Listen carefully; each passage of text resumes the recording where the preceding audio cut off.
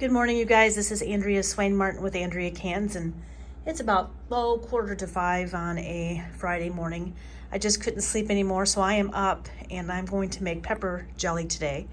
These are beautiful habaneros that came out of our garden this year. We had so many that I had to freeze most of them because I just couldn't get to them. I'm very thankful, though. They just turned out beautiful. Let me show you these guys over here. And so I've washed my habaneros. I'm going to use 5 for pepper jelly today, and we'll see how that goes. It might be too much, but we're going to do 5. I have a faithful companion, and her name is Meep. I just love it when she likes to sit on my piano. And there she is. Kim is still in bed as it should be. And some days I just get up and I cannot stay in bed. And it's okay too. That's just how I'm built. I've always been an early morning riser. And this morning, I'm going to start working on habaneros for pepper jelly. So I'll come back to you a little later. Bye. Good morning. It's Andrea. It's early, or still pretty early. It's 6:05 on a Friday morning. I've been up since maybe 4. I don't know. It doesn't make any difference now. So I decided to go ahead and get started with our pepper jelly today. And so these are our ingredients. I cut up 3 habaneros, but I think I'm just going to use maybe half of that pile. The recipe calls for 1/4 of a cup of lemon juice, and that's what I have here. I have 2 cups of vinegar. I have sure gel, and I also have some little pepper flakes that might make the jelly look really pretty. So we're going to throw that in, or some of it anyway. There's a titch there. Then over here, I have 9 cups of sugar. I don't know if you can see this. I'll move it over.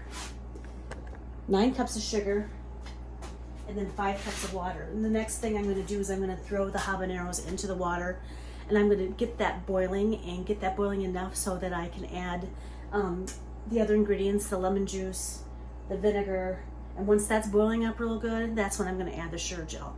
Then I'm going to get that boiling really good, maybe a minute or 2 on a rapid boil. Then I'll throw in the 9 cups of sugar. So anyway, I'm going to get started here, and I'll be right back to you to show you the steps. Bye.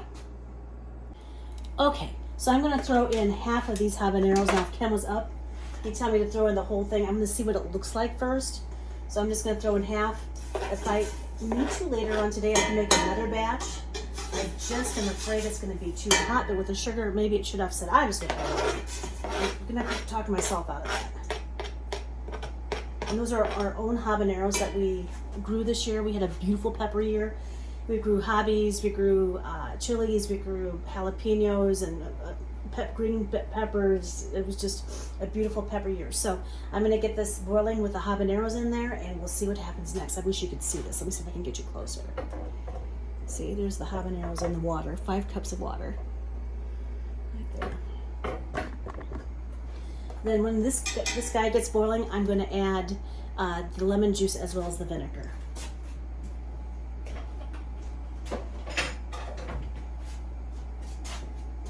Kim got me these wonderful wooden spoons for Christmas, and I don't burn myself anymore when I'm working with my stainless, which is kind of nice.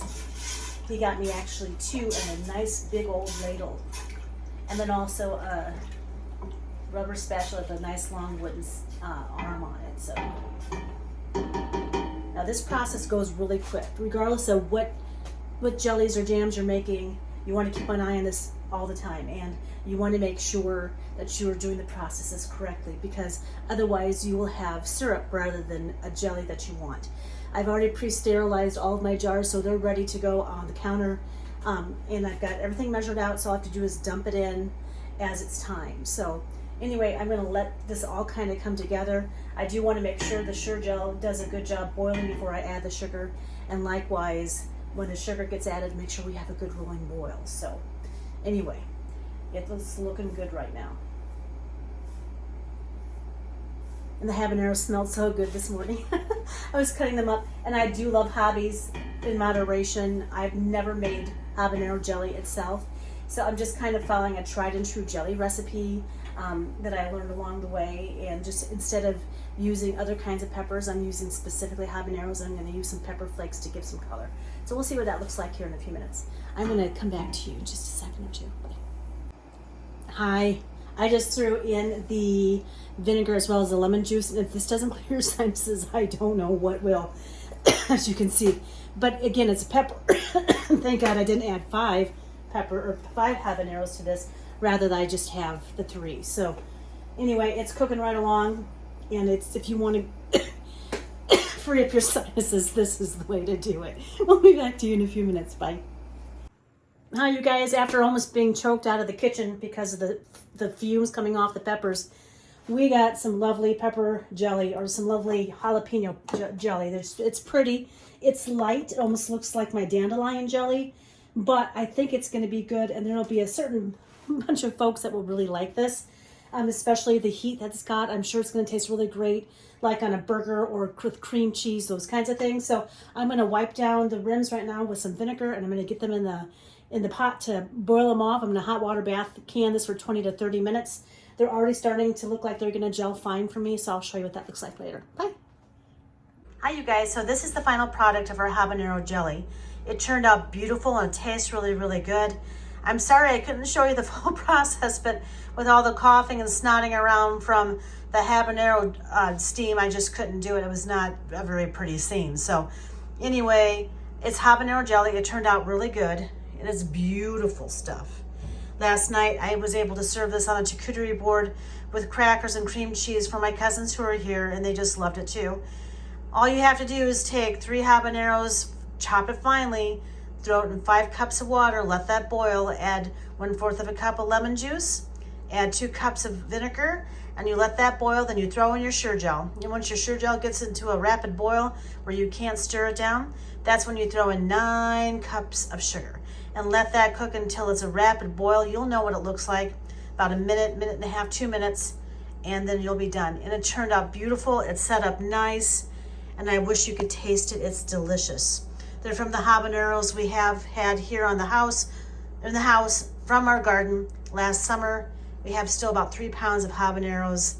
I would recommend, however, boiling your habaneros and making this outdoors on your outdoor cannery or your cookery on your outdoor stove, because I had a hard time with the vapors coming up off of the boiling habaneros. I no longer have a sinus issue. Let's just say that. So anyway, this is Andrea Martin with Andrea Cans. Thank you for liking and subscribing to our channel. We sure enjoy doing these videos for you and learning along the way.